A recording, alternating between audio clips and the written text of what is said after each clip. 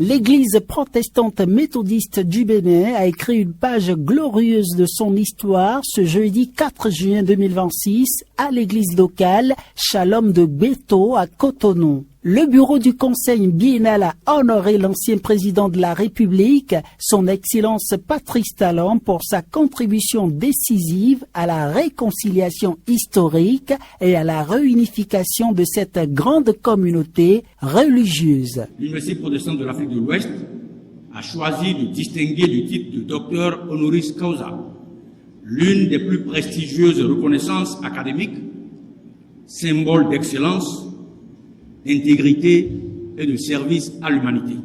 Mon exaltation est d'autant plus grande que c'est pour la toute première fois qu'au Bénin, le monde universitaire va attribuer ce titre prestigieux de docteur honoris causa à un chef d'État de notre pays en exercice ou non. L'Église protestante méthodiste a reconnu officiellement les mérites de ce facilitateur courageux devant un grand parterre de fidèles, de personnalités politiques et de cadres religieux. Nous voulons rendre hommage à son Excellence le Président Patrice Atana Guillaume Talon qui, grâce à son engagement républicain et personnel, a réussi la réconciliation et la réunification de l'EPMB depuis 10 ans. Saint Paul apôtre disait dans sa lettre aux Romains, chapitre 13, verset 7, « Rendez à chacun ce qui lui est dû. L'honneur à qui vous devez l'honneur. » À sa suite, Victor Hugo aura raison d'affirmer, « On ne décrète pas l'honneur, mais on le rend à celui qui le mérite. » Cet homme que nous sommes venus honorer aujourd'hui, c'est le président Patrice Athanase Guillaume Talon, que nous avons identifié comme une personnalité d'exception, dont la trajectoire personnelle, professionnelle, spirituelle, politique et sociale incarne de manière exemplaire les qualités et les valeurs cardinales que notre institution a toujours voulu promouvoir, à savoir la résilience, le sens de l'organisation, la discipline, la rigueur méthodique, l'opiniâtreté dans le travail, une vision stratégique du développement, un esprit brillant doublé d'une intelligence supérieure, un exceptionnel pouvoir de persuasion et une culture encyclopédique. Nous avons l'insu l'honneur de vous remettre le document qui atteste de votre existence.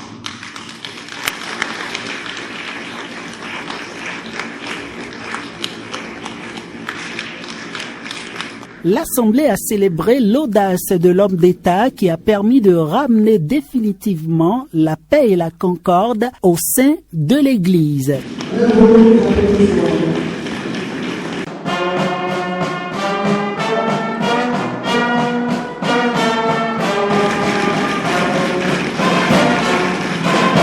Merci.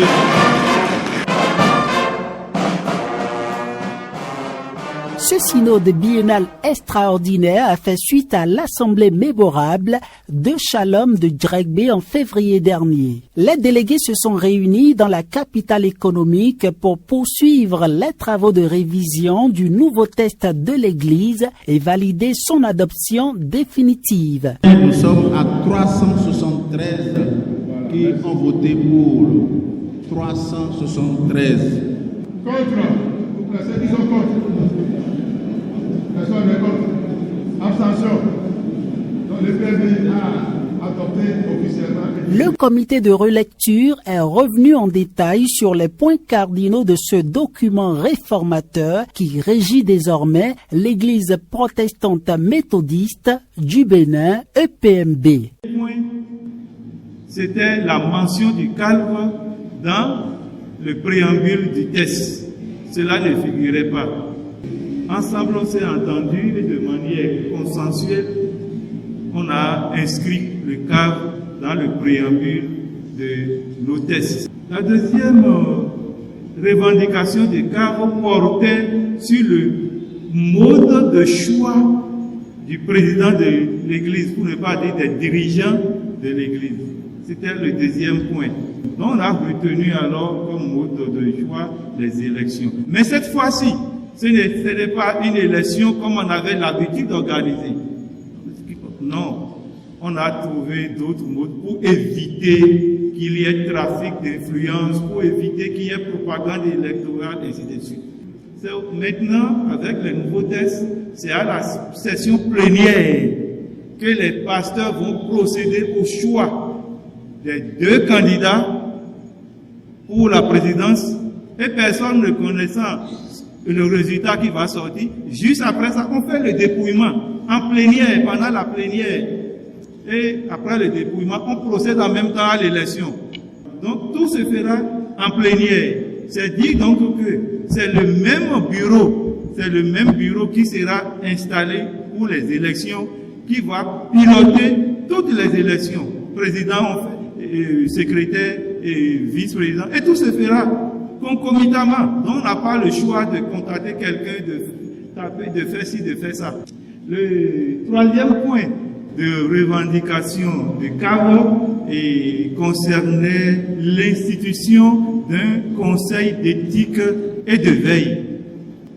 À Dieregbe, il a été retenu l'institution d'un conseil de sages, mais après discussion, on s'est entendu pour maintenir le conseil de veille. Pas veille et éthique, mais conseil de veille, dont la composition n'est rien d'autre que les anciens présidents de l'Église, tous les anciens présidents de l'Église, un ancien secrétaire général à la retraite élu par ses pairs, un ancien vice-président de l'Église élu par ses pairs, un ancien président UHM, un ancien président UFM, UJM élu par ses pairs, et puis un ancien représentant ou président du Rassemblement des cadres est également élu par ses pairs. Et puis bien sûr, une personnalité désignée par le président de l'Église.